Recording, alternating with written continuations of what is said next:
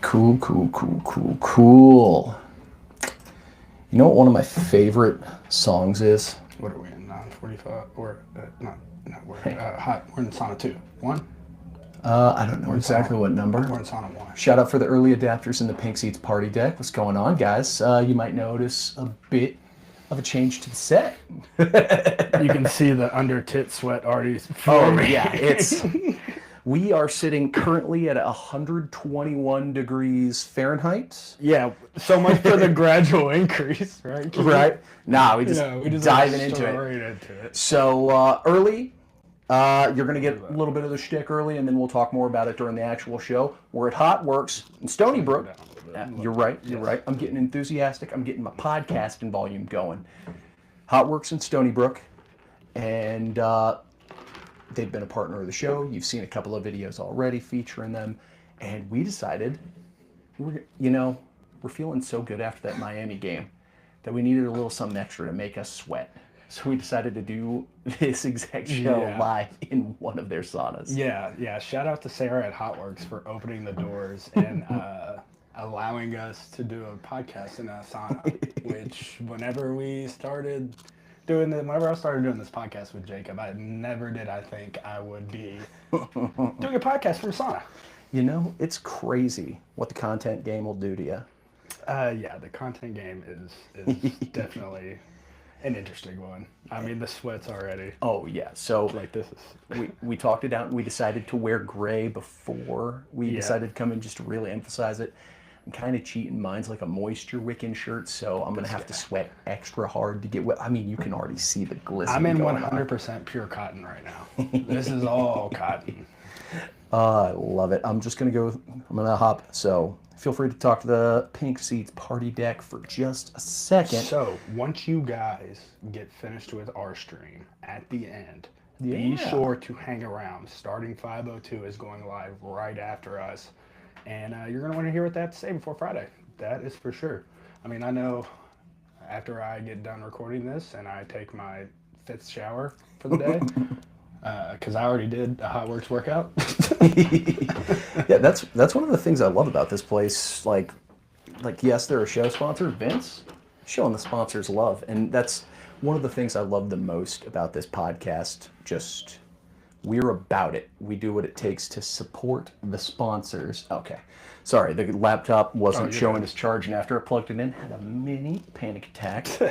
But you're good. This is awesome. I love the fact that we are fully capable of just picking up and, hey, you want us to do a show in your sauna? Let's do it. Well, I can't say that they suggested this. This was definitely our idea. Oh, this was 100% an us call. Yeah. Like, I show up and we're talking about what we want to do, and one of the owners at the staff's like, Can you sign a waiver real quick? Yeah.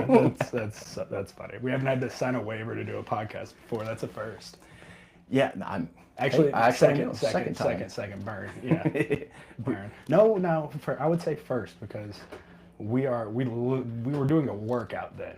We are literally just doing a podcast and had to sign a waiver. Hey, whenever someone tells you podcasting isn't hard work, you show them this video and you let them know. Yeah, I can't make it wait hard work for EMAC to be like. So if you're here early, EMAC's going to be joining. We haven't really put that out. We're kind of trying to make that a surprise. Rutherford was talking about it on his show today too. Like, he was kind of spoiling it. So we're going to have him. We already tweeted it. Oh, okay. You're going to have him popping in for a little surprise visit. He's doing another hit right now. So should be in about 15, 20 minutes. He's just going to hop in organically, see what we're in, and be so confused. So party deck. Yes. Get your questions ready for EMAC before he gets in here. Coliseum Chronicles, appreciate you hopping in the Pink Seats party deck. It's been about 4.5 minutes, so let's go ahead and get this episode started. Hello, and welcome to an extra hot episode from the Pink Seats podcast here in the digital Kern's Corner Hot Box studio. Yep. If you don't know where we're at already, we got it in the little box right here running across the front of us. We're live from Hot Works Stony Brook. They've been a friend of the program. Jacob and Vince, they were able to make it out for the pit preview episode. They were posted up outside, though. And me and Vince were talking, and we just decided, hey, let's take it up a notch. Let's do an actual episode inside. I'm informally calling it a hot box. I don't know what they actually... It is an infrared sauna. So yes, the benefits on this are amazing. The mental clarity after the workout. You can feel it now, Keith. The sweat you're having isn't like a... It's not dying. oppressive. Yeah, you're not dying or anything. Even the workouts. I did 2 workouts today. I did a HIIT workout. Then I did one of the more stationary workouts, and both of those workouts, I was pouring sweat by the end of it. It's amazing. It has definitely helped myself for sure, being a guy that, I've had 2 ACL surgeries. We love to joke about it on this show, but a place like Hotworks is perfect for me. The inflammation on my knee, getting the mobility back, all those things, it's been great, honestly. Yeah, and I'm gonna sound like such a West Coaster when I say this. It's a dry heat. You're in it, but it's not like a traditional sauna, like where you're having to dump water over hot coals or anything. Yeah, that's what like Presley was like. What you guys are doing one in a sauna? Yes. Sauna so right now. Thank you, Sarah. Thank you, Hotworks, Stony Brook. This is amazing. Yeah, and I believe if you come out to the Hotworks Stony Brook, has to be Stony Brook. Let them know we sent you. I believe they're doing a free class trial. Yeah, free class trial. You class can hop trial. in, see if it's for you. Vince, you said they're like, what, 15 minutes? Some are 15 minutes, and then you have like the 30-minute, 45-minute, which is where we're set up, Keith. This class that's going on the screen right here to your right is likely going to be like a 45-minute class. Okay, I like that. I dig that. So yeah, we talked about it in the pre-show. So if you didn't get here early and weren't hanging out in the Pink Seats party deck with us, room's about 120 degrees Fahrenheit right now, and we are just rolling, and you're already starting to see it on Vince. I made the mistake of having a metal water container, so I didn't bring it in the sauna because I didn't want to burn my fingies. But no, while you're here though, while we're getting the show started, if you haven't already, I think we're doing our darndest to try and earn this. If you see us and you're just scrolling on Twitter and you saw us pop on your feed and you're like, what the hell is this? Subscribe to the State of Louisville channel. Yep. If you're a football fan, we got, from the Pink Seats podcast, the football podcast going year-round, internet's first and only podcast dedicated exclusively to the University of Louisville football program. We got a doubleheader tonight. Right after this, the boys from Starting 502 are going to take over. That's our podcast talking about the basketball program. We've got It's 502 somewhere for local culture stories. I'm working on a edit of a new episode coming out soon. Yes. It's going to be another fun one, man. And then for you baseball heads, we got Third and Central. We got a baseball podcast as well. It's a lot of hype around this Louisville baseball team this upcoming year, coming off the College World Series. I'm very excited, man. I mean, it's just a different vibe whenever... I think I saw this. There's a different vibe around campus whenever all the sports are rocking. Football, baseball, and basketball, man. Right? It's a completely different vibe, and I'm here for it. Yeah, so, but if you're seeing us, you haven't already, hit that follow button. Follow us on the socials, at the State of Lou. Then go to at Pink Seats Pod. Hit the follow button there for the football show. I'm at producer_Keith. He's at Vincent Lococo. Hop on, give us some follows, share some love to the program. YouTube page is like 2,300 subscribers right now. Head on over to the YouTube channel at State of Louisville. Hop in, subscribe, and then you can hop in and join the party deck for live shows for the Pink Seats Pod, like Uploaded and Coliseum Chronicles. I'm waiting for Antipas to hop in. He's one of the guys who's always here. So get in here, and then also we're about to preview Big Boston College game Friday night. If you haven't got tickets yet, and you're looking for a place, hey, we all like free stuff. Head on over to the 1912 Society Discord. If you haven't already, get in there. We've retweeted it on the podcast and the State of Louisville account on Twitter multiple times. If you're able to find it over there, hop in. After the episode, I'll hop in, retweet it again. They're doing a giveaway, I believe, at noon tomorrow for some tickets for the Boston College game. If you don't have any, you're looking for some free ones, hop in, get signed up, and then while you're in there, enjoy one of the most fun places for Louisville fans to just connect and converse on the internet. Boards for all sorts of separate sports. The football board's been popping off. The basketball board's been really popping off. The way I describe it, it is a place for Louisville fans, made by Louisville fans. You got links to articles from State of Louisville, from Matt McGavick. You have links to shows from Dalton Pence, our shows. all sorts of good stuff inside. Get in there. I made a mistake. I crossed my arms and it left a huge stain. And with that, one last little thing. It's time to start the preview episode, but before we close the book on Miami, we gotta, without Jacob, it feels weird. Go to the Sack King. Yeah. No sacks. Yeah. Sack King segment over. I think Jacob would give up a sack, I think he'd go sackless. Sack King segment for a victory over Miami. I think he would give that up. I would hope he would, because I would as well. So yeah, no sacks, but we got to win. And frankly, that's so much more important. So, Boston College preview time, and we got some stuff. We got some big news this week. Let's start with the news today that popped off. Uniform reveal. Yes. They got teased. The black uniforms. They looked sharp. They were supposed to be for the Virginia game. All of a sudden, didn't show up. People were like, hey, what's going on here? Where are the black jerseys? Luckily, we got a night game the 2 weeks after. And they broke them out. And man, I thought they looked sharp. The Heisman bird helmet, the striping. It's hotter in here than it is in hell right now, because you did not complain one bit. I've never in my life. Look, we're a school with black as one of our primary colors. The chest font matches the end zone. I think that's really sharp. They're using Heisman Louis on the back collar. I think that looks way more natural than having it on the front where we're wearing the microphones. Yep. The striping looks really good. I was skeptical. I thought maybe they should invert it where like white was the big stripe with red print. That red really pops. You got the helmet stripe on the helmet. Like 9.5 out of 10 jersey. Oh, I'd give it 10. That for me, that's a 10. That's just clean, man. That is a... The only reason I'm not going 10 is because default is the 10. Oh, and then all whites. It's like a 9.7. No, all whites is definitely a 10 too. You can have multiple 10s. It's okay. Look, it's the Russian genetics in me. I've got to be the strict judge. Yeah, fair. But all in all, sharp uniforms for the upcoming game. And there's one other big piece of news that got announced, and it's the first time it's ever happened. The show was created in 2019. Yeah. And started actually going to campuses and doing like the pregame show touring thing in 2020. And finally, 5 years later, The Huddle, ACC Network's The Huddle, is coming to Louisville. Yeah.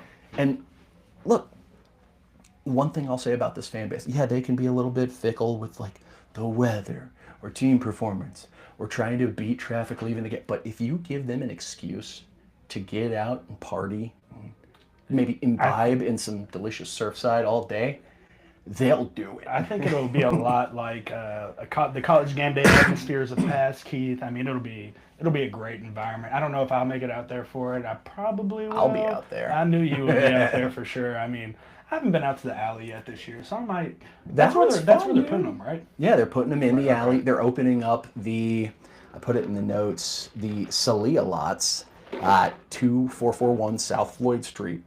For free parking. They're opening that up at least for the morning.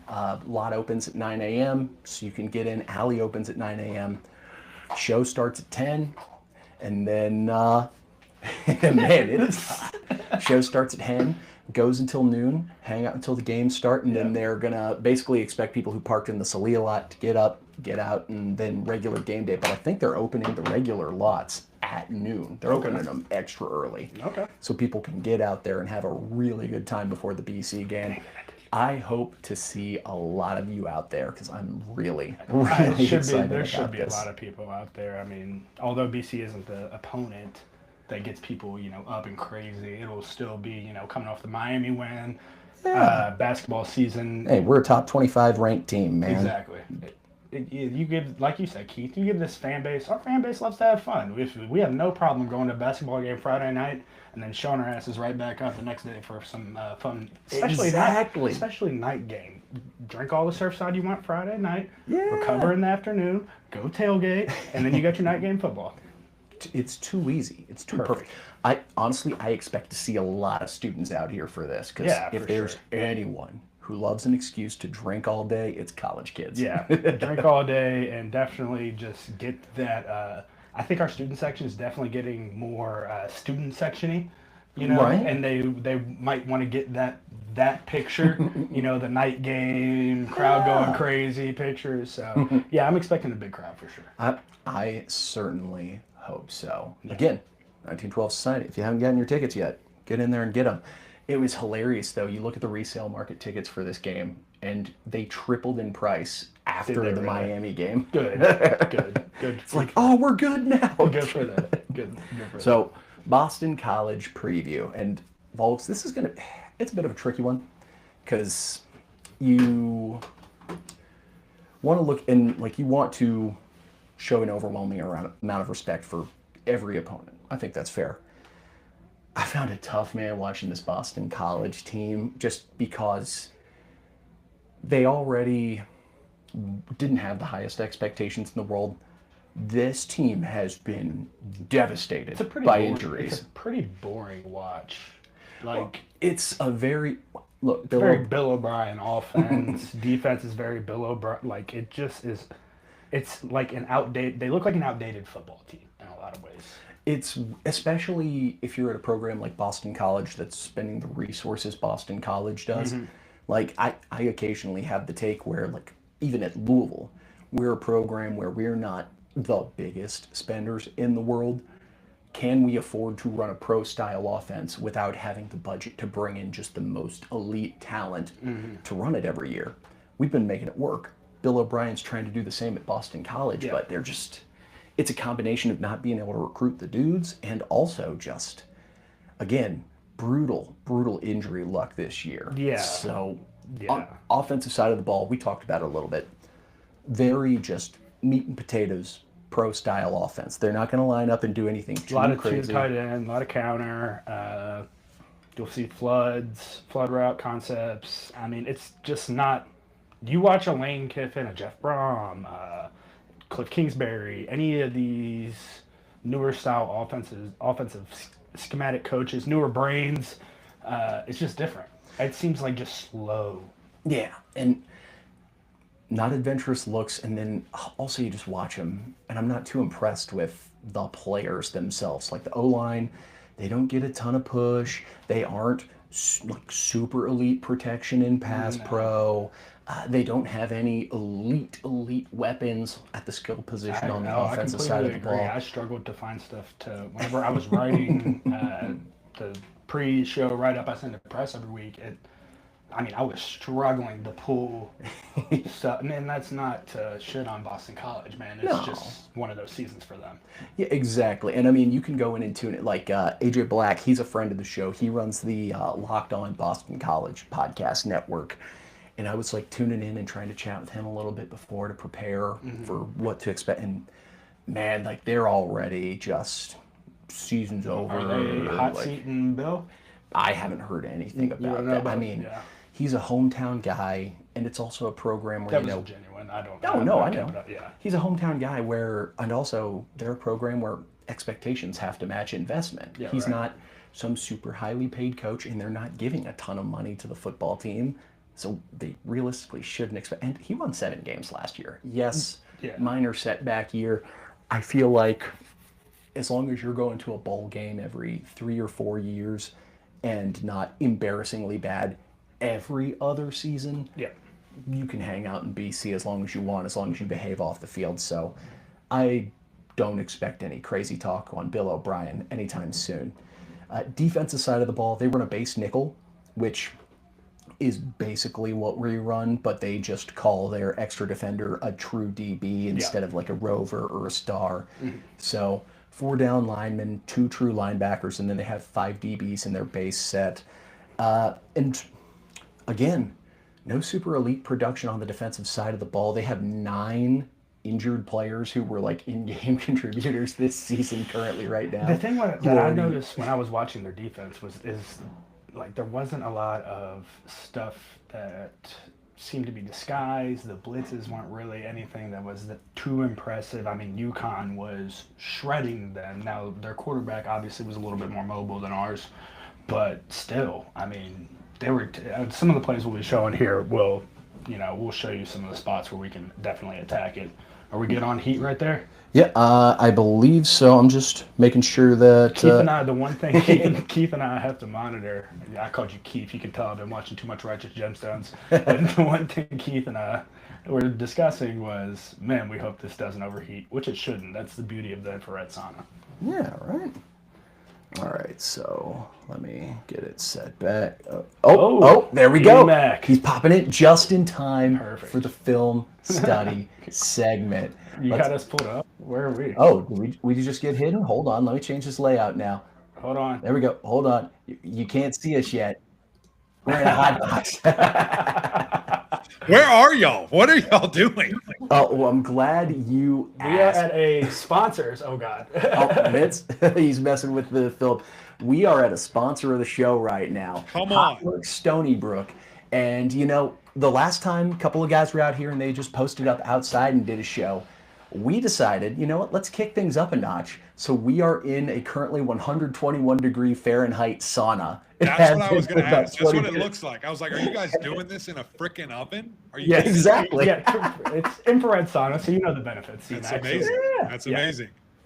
Who says podcasting isn't hard? Yeah, that's right. That's right. I love that. Little red light therapy too. Did I hear that? Is there some exactly. Yeah. So we were just about to dive into just a little bit of game prep for Boston College, but we'll start because we wanted to, for a little inside baseball, we wanted to try and get them on Monday. It kind of worked out great because our streaming platform crashed. Eric was at Boo at the Zoo, so we had to move our show to Tuesday. We're like, hey. I love Boo at the Zoo, by the way. It's the best. What's the costume this year? Yeah, so I do actually have some unfortunate news. So I'll start with this. So I love dressing up, right? Just to be funny, to be silly. And last year I was Winnie the Pooh, and my little baby girl was a bee. So it kind of goes together. Honey bee, Winnie the Pooh. And this year my wife was like, you're not dressing up. And I'm like, what? What are you talking about? So she was kind of against it. And really the only reason I folded boys was because we're going to be gone anyway. It's like I won't be here on Halloween. I'll be at work somewhere. So I'll let her win this battle, but I will win the war. I will win the war. We're going to go harder. Next year, we're going to go bigger. And she might, regret that she didn't let me have this one. So we'll see. But I will tell you, at Boo at the Zoo, baby girl went as Belle, from Beauty and the Beast there. And she looks at me and goes, Daddy, will you be Beast? And I said, absolutely. I can do that. Easy costume. Yeah. So Emac, we gotta start off, man. Cards had a big weekend last week. What are your thoughts on the win versus Miami? Yeah, it was huge, man. Monumentous, when you look at it. And to me, the biggest thing was how it happened. The fact that those lines of scrimmage played out of their mind. The offensive line looked so good. And I mean, going against that unit, arguably the best bookends in college football, and Akeem Mesidor and Ruben Bain, and they handled business. I mean, big boys standing on business, taking great pictures, looking at these boys, saying, this is it. This is all we got. And so, man, I loved that. And seeing that they were able to rush for over 100 yards. Isaac Brown just looked fantastic. It was great to see that. He was averaging close to 8 yards a carry there. And then on the other side, I think the best offensive line in college football got held to 60 yards. I mean, it was nuts just to see the, amount of physicality, discipline, staying in their gaps, hitting guys. I mean, when Miami gets down to the goal line, it's like automatic touchdown. Not so fast. This Louisville defense really stood tall. So that to me was, truly amazing to see. And then anytime you can force an elite quarterback to throw 4 picks, I mean, that's next level stuff. So I was very impressed by kind of those 3 things there. We preemptively got one of the questions we were talking about. We were going to ask, what were some of the things that Louisville did to find success in that game? So I'll sort of skip ahead. Did you expect success that the defense has had? Because, I mean, there were rumblings last year. People were calling for Ron English to get canned, and this defense has ended up being the superstar of the team this season. Right. That's what's so fascinating. I actually just got done with some radio here in Louisvle, and they were kind of asking me that same exact question. I said, what was fascinating is I was hearing how Ron English should be fired. Everybody telling me kind of in the offseason, in the preseason, they can't believe this guy's back. And I said, well, just let's just breathe and let's just figure it out. Let's hang out. Did I think they would be the number one defense in the ACC? Absolutely not. And even going into the Miami game, I think what was interesting was, you look at Louisville's non-con schedule. It's nothing to write home about, right? Like nobody's excited about that. No one's taking any or thinking there's any real validity from a numbers standpoint when you're playing teams of that caliber. And so I had questions. I was like, is this valid? Is this team truly, having one of the best defensive performances this year? And then it does get validated against Miami in a big, big way with all the turnovers, eliminating the run, not shutting it down, taking it away. I mean, there was no run threat from Miami. And so, yeah, I think it's really impressive. And can you hang your hat on that the rest of the year? I mean, probably a year coming into this thing, we thought the offense could score 45, 50 points a game just because of the weapons and the explosive nature of Isaac Brown and company. And it has been a pleasant surprise to see that this team can absolutely win, on the defensive side of the ball and hold their own. Could you tell a big difference? And I mean, we definitely could, but I'm curious about you and Isaac, the team, whenever, we didn't have Isaac Brown fully healthy for 2 or 3 games compared to get him back fully healthy this Miami week. And I mean, he was stellar. Yeah, it's truly not comparable, right? Like when one's on the field and healthy, I mean, that guy is such a game breaker and he can just do so many things. I mean, you saw it, really start to emerge in the fourth quarter of the Virginia game as more of a receiver and just the things that he can do as a pass catcher out of the backfield. But then against Miami, as I mentioned, averaging 8 yards a carry or right at 8 yards a carry, the fact that they have the amount of confidence in him that on a 3rd and 10 with Keem Mesidor and Ruben Bain lined up to the left, we can check to outside zone right, and this guy can go get 20. That's different. When you have that ability, that's a big-time threat. That's a big-time weapon. And that's kind of my hope, for this rest of the year, that Duke can get healthy and Isaac can be, and those guys can truly be, the thoroughbreds that they were a year ago and that we thought they would be again here this year. Yeah, so we're going to shift gears. We've had our time to enjoy Miami. We got to lock in and get focused on Boston College. And they put up a disappointing year. Like, they were coming off a 7-win season last year. Thomas Castellanos getting benched. They bring in a new quarterback, bring in a bunch of transfers, and it hasn't clicked this year. So you're sort of full-blown ACC guy. What's gone wrong for Boston College this year? I know they're riddled with injuries, but is it really just that simple? Yeah, well, the injuries on top of losing the guys that they did in the portal, and one of that being, a super dynamic quarterback in Tommy Castellanos. It's a big deal, and it certainly looked like a big deal early with the success that he was having there, at Florida State and running that offense. And when things start to go downhill there, it was also kind of fascinating, for I think they turned it on a little bit last week, but for a majority of the season, like, they have not been able to run the ball. They don't look the same as a big offensive line unit. And, it's just kind of the unfortunateness of this era right now is if you're not investing at a super high level, if you don't have the NIL dollars to either keep guys or go get guys, man, you get in a really tough kind of spot here. So that seems to be where they are. And, the interesting thing for me with Louisville and specifically a Louisville-led team by Coach Braum is, okay, you have these massive wins. You have the win over the number 2 team in the country. Well, now it's time to hammer down. Now it's time. There's no slip-up game, right? There's no disappointment game. Like, we need to be so hyper-focused.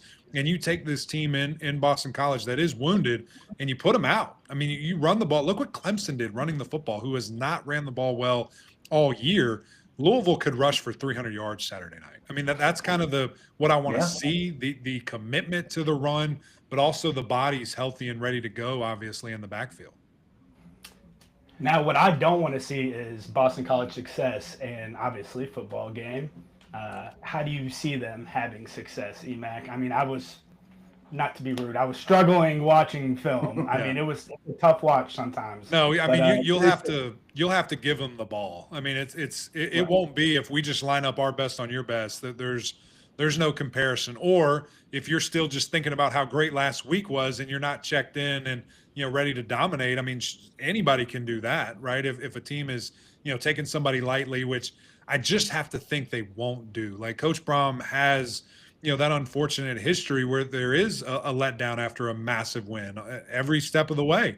And so can he take that next step as a coach? Can his teams take that next step as a program and put that behind you? I mean, I dealt with that at Clemson when we first started winning back in 2011. I mean, we saw a pretty number by our name, and we took a breath, and we took a team for granted, and they hammered us in an NC State team that we had no business losing to, but we did, and we allowed that to snowball, unfortunately, to drop a couple of games there. So I think that's the biggest thing, man. 2016 when we lost to Clemson too. No, we ended up losing to Houston that year, and that's what snowballed our season. We thought we should be ranked in the top whatever because of the game we played against you all and everything like that. Lamar, we're like, no way, we should be in the top 4, and sure enough, we go out there and get our asses kicked. It's part of it. So we can't have you on not talk about the Tigers.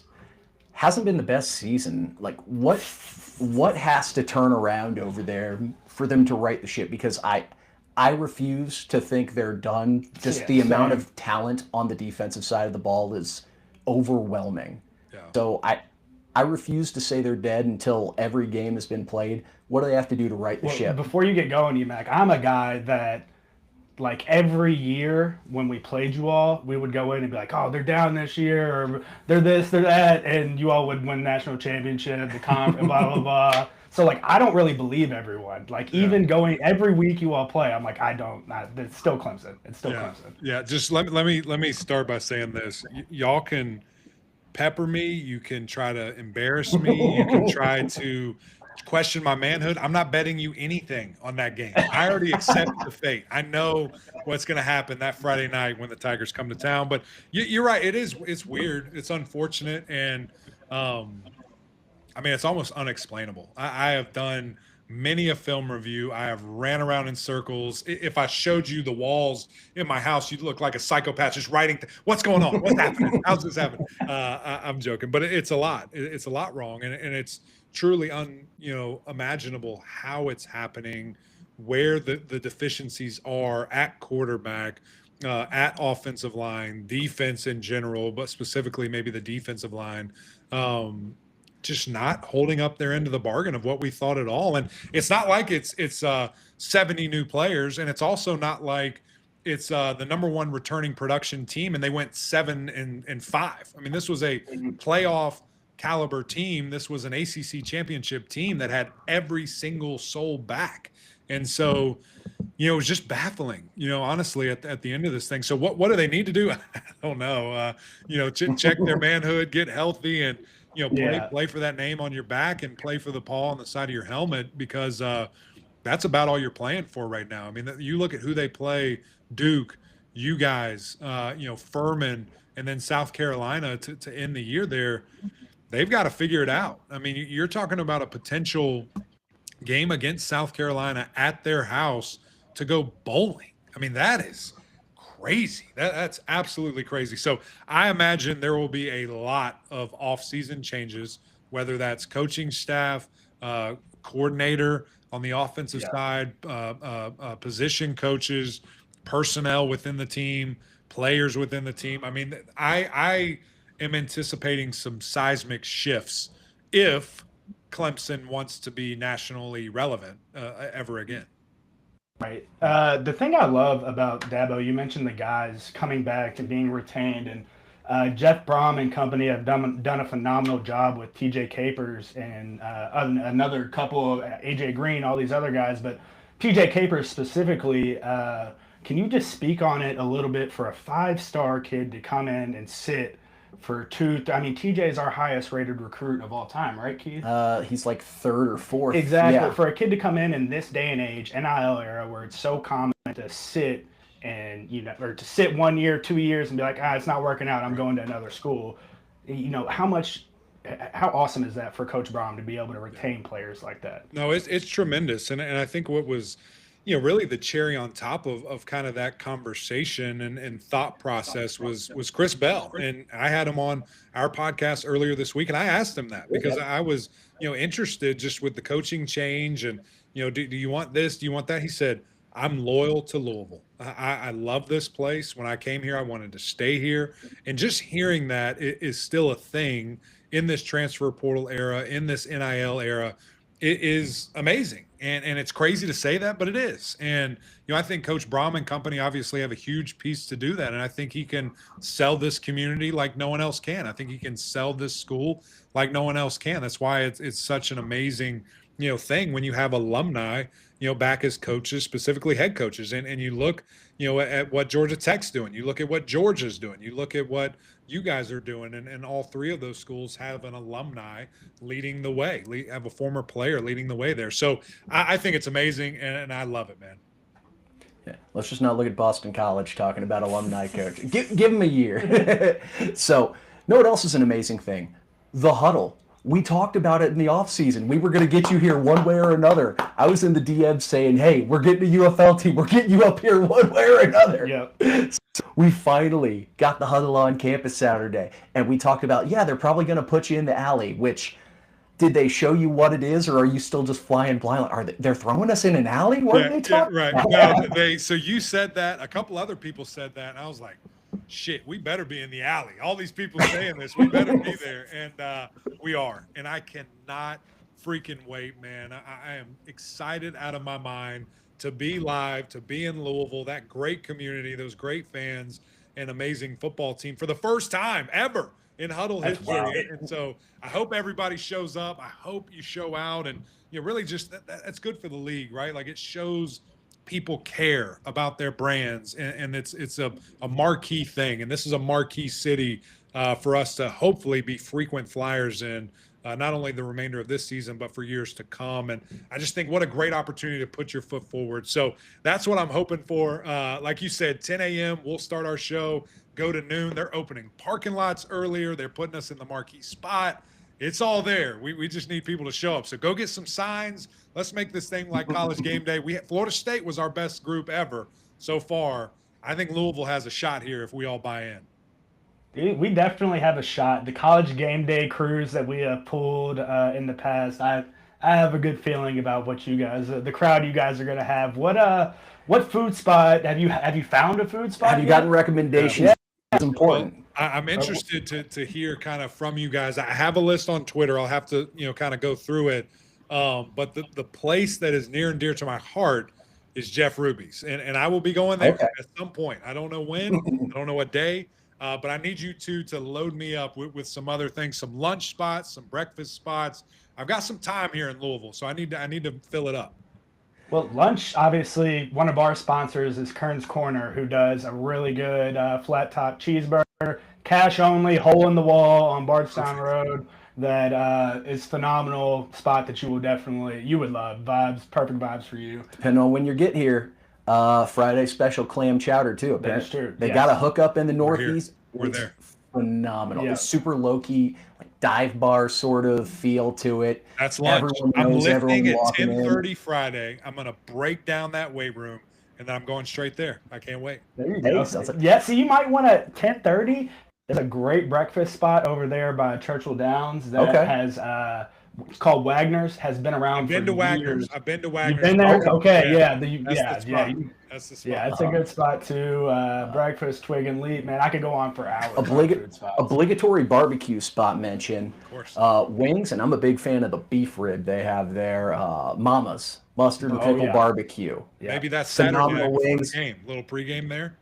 There you go. Yeah, I love it. I love it. So when are you getting to town? We talked a little bit about like potentially getting out. We got a show coming up here in 30 minutes, pregame in that scrimmage. So I can't wait. So I'll be there late Thursday night.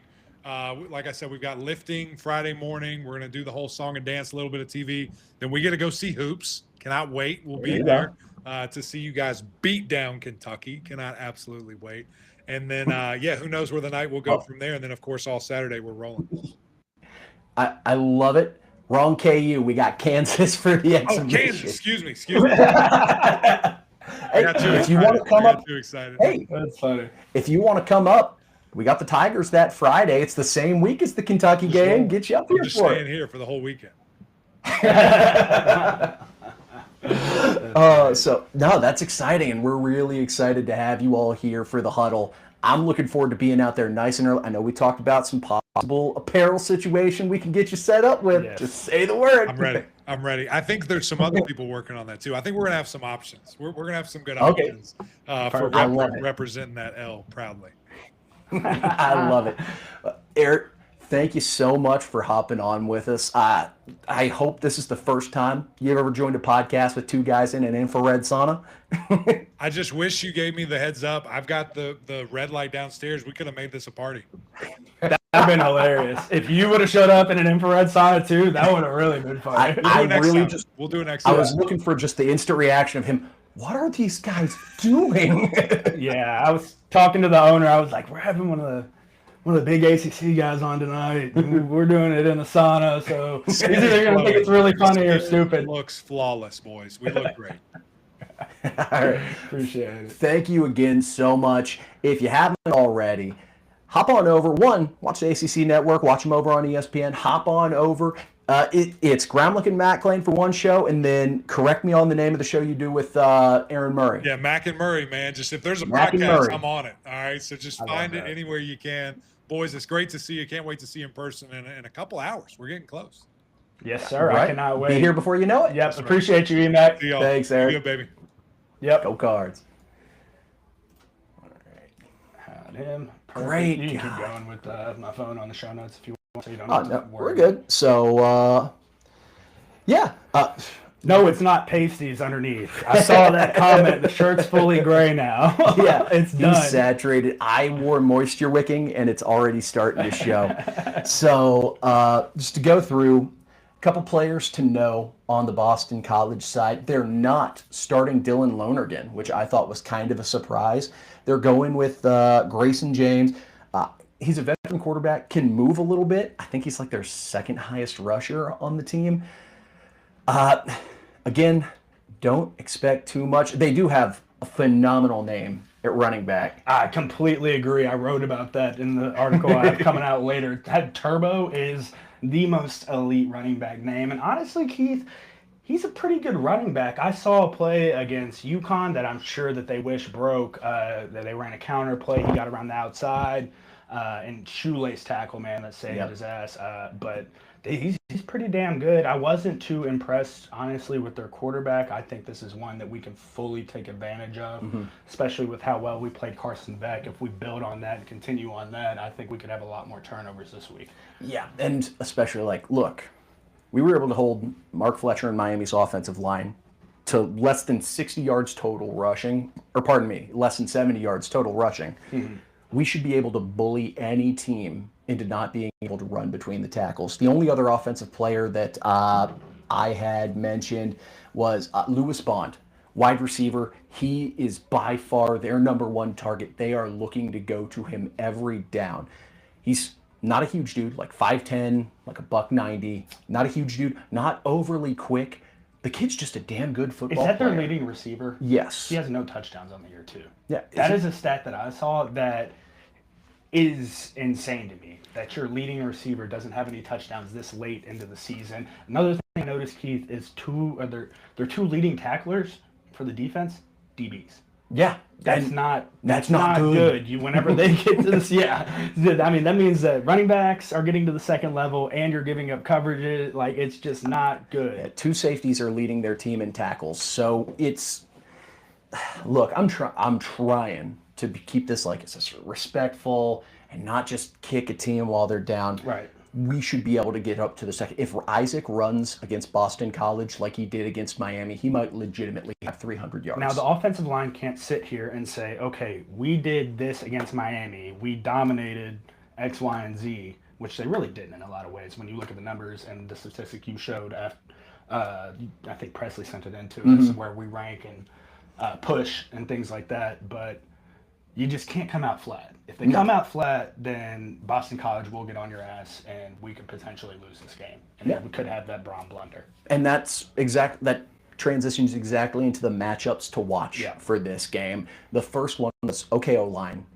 How do you look in a game where not every single play is being schemed to account for you? Can you make the plays, make the blocks to break your running backs open, and can you pass protect so that we can actually have some plays develop downfield? We tried that once against Miami, and it was the only sack allowed in the game. Yeah. So can you hold up against a underwhelming Boston College pass rush? Yeah.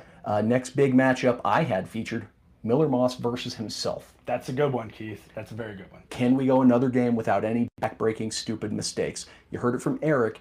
The way Boston College wins is we just keep giving them the ball and giving them points. You can't do that at any level of football. He did a great job against Miami, not making the back-breaking mistake to submarine us. Let's string a couple games together. Don't let that Long John Silver's ad go to your head. I mean, it's the old James Winston quote that Drew Brees gave him. You know, we don't need you to be Batman all the time. Be Batman when it's time to be Batman. You know, it's okay to be Bruce Wayne. It's, you know, Miller just needs to play a consistent, mistake-free football game, and you don't need to take the top off of everything. You can hit a check down. You can take 5 and just and live to see another down, man, or throw the ball away. Yeah, Chris Paul proved check downs can yield great results for you. Exactly. Which that goes into the next matchup. Your marquee skill position players. So Bell, Lacey, Brown. Big day. How do you fare against a very pedestrian defense? Yes. Can you be game breakers? Can you make those big plays? The thing I noticed, Keith, specifically watching the UConn game, is how much UConn's wide receivers were just tearing up Boston College's receivers in one-on-one matchups. And I like to think that we have better wide receivers than UConn. You'd think. So the matchup is going to be huge this week with the wide receivers and the DBs. And, you know, Chris Bell and Colin Lacey both are going to have to be they're going to have to do very well with their eyes like they usually do. That's going to be huge for the rub routes, the drag routes that we saw so much success with last week against Miami. Yeah. A quick one I didn't have written down, but just can the D-line continue to just suffocate the run game and force teams to be one-dimensional? Yeah. I didn't write it down because I assume it's a given, but you never know. The last one I had written down, Jeff Brom versus the narrative. Yep. We got the big game, Brom. Can we avoid the post-big game refractory period? I don't like that Brom blunder has become a term. So in order to eliminate the term, you have to win the football game this week. I mean, especially in a game that's as big of a spread as this one. Yep. And we'll use this to transition into the prediction segment. This is a 25.5-point spread. For reference, that's close to, if not exactly, what the spread was for Notre Dame versus NIU last season. So it's not impossible. Highly improbable, not impossible. Can you go out there, not be stubborn, scheme up a good game, and put down what should be an inferior opponent? So, like I said, 25.5 was the spread as of a couple hours ago before we hopped in the sauna. Best odds I saw were at Fanatics Sportsbook. Again, feel free to check them out for yourselves. Find the place you want to play responsibly. And I'll tell you to go to any book you want until one sponsors us. So I guess you don't have to tell them to play responsibly either, since you're not. I mean, you're not advertising for a book or anything, so you can be as irresponsible as Keith wants. This is what's the soccer coach show? Ted Lasso. Yeah, I'm saying it says live. You do what you like. Live. So, Jacob. After the picks last week, you and Jacob got the wins. I got the loss. More than happy to wear that. Where are we at? Where are we at now? So Jacob has the lead by 1 game. And you and I tied? We're tied. Okay. So wow. We had Jacob get his pick in first. 25.5 was the spread we were using. And Jacob is rolling with the cards. He thinks we're going to see a big game. We're going to cover a really big point spread. I picked before you last week. So now, Vince, it's your turn in the cycle. We're tied. Until numbers tell me otherwise, I think we're going to win this game, but I think we're going to get a little Brom blunder-ish territory-ish. Okay. Until we see numbers differently, Keith. I mean, there are too many numbers that support. At this point, it's a stat, and it's a problem. We talked about it on last year's show after we lost to Stanford. I mean, we never would have thought we were losing to Stanford. So I'm going to say we win, but don't cover. 25.5 is a really, really big spread. And man, you threw a wrench. I thought you were going cards here, and I thought this was going to be my opportunity to make up. No. I was picking Boston College as well. 25.5 is a huge spread. I think we win this game handily. I think we get out, get ahead, and hell, we might even see backups in the second half. That's how I feel too, Keith. I guess strong blunder isn't really the right term I used, but Yeah. what you're more saying is definitely how I'm feeling. So Boston College, they play a pro style of game, and obviously when you're going up against an opponent that outmatches you, you want to slow down the tempo of the game. You want to take control. You want to limit possessions. So I don't necessarily think it's a product of Boston College just stopping us. I think they play a ton of bend, don't break defense.